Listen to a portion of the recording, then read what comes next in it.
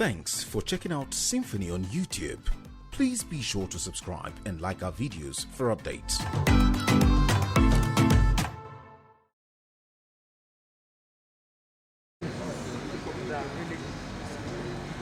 Are we done?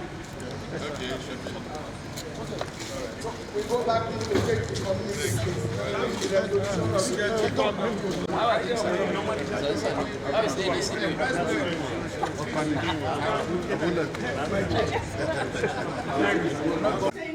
Exactly, it's important. This meeting is being recorded. You know them, you have Right Honorable Gali, woman president of the Northern Elders Forum. So, would like to hand over. Mr. Chairman, sir. This is the national address of leaders of conscience to all Nigerian citizens and stakeholders. The communique is broken into 5 parts, which more or less follow the arrangement in the agenda. I will read the resolutions without dwelling on the highlights or the headings. 1. That the people of Nigeria have a responsibility to protect Nigeria from collapse and to create a platform to bring all warring parties to a peace table. That attacks on individuals, groups, and public facilities must stop immediately.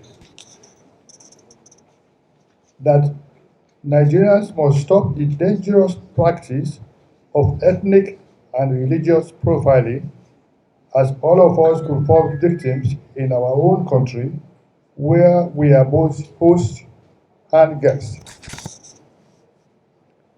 That the current events in Nigeria, resulting in very violent conflicts and killings, have put the citizens of Nigeria on what can be called emotional lockdown, which invariably does not admit or allow any form of moderate views or moderation.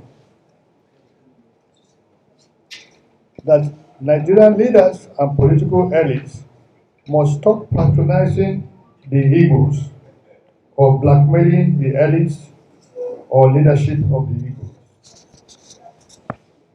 That for urgent intervention, proliferation of arms in the hands of non-state actors must be curtailed immediately, and national security architecture must be urgently reorganized, and security enforcement and maintenance should be decentralized. That we are calling on all political parties to suspend all further political events or keep them at backstage to give room to activities that could bring Nigeria back from the brink. That we are calling on elder statesmen to temporarily halt their well-deserved rest and take the task of saving Nigerians from complete destruction. In this regard, former president, former heads of states, all the former service chiefs and so on will be co-opted into a national elders committee. The former head of state, General Yakubu Gawan, is also being requested to call a meeting of the presidents and heads of states and vice presidents so that the serving president may call for an enlarged council of state meeting, which will also include other former military governors and state governors, both service and retired. And this will also be with the representation of the youth. The purpose of this meeting is to be able to correct the defect in leadership structure or leadership failure in Nigeria itself. That there is an urgent need to facilitate credible alternative movement capable of saving and rescuing Nigeria from insensitive and self-serving politicians.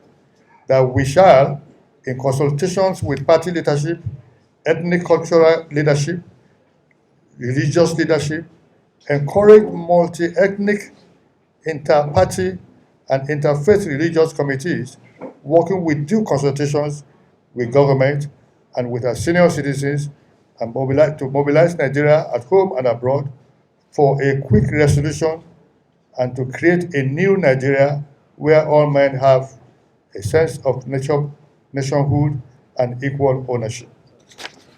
Thank you very much. Thank you. And before Nigeria is a challenge of leadership. It is recognized that state capture and the failure of the current leadership to act in the best interest of Nigerian people has gotten us down this track. Putting East tactics before the world is a first step in our move towards resolving the problem. This group is also trying to communicate to those in power and those around the world who are watching Nigeria that the Nigerian people are united in wanting better government. That the Nigerian people are together. As our national anthem used to say, the old one, though tribe and tongue may differ, in brotherhood we stand. The nerves should be calmed down in such a way that leaders and statesmen would be able to step in, and then we chant a peaceful cause.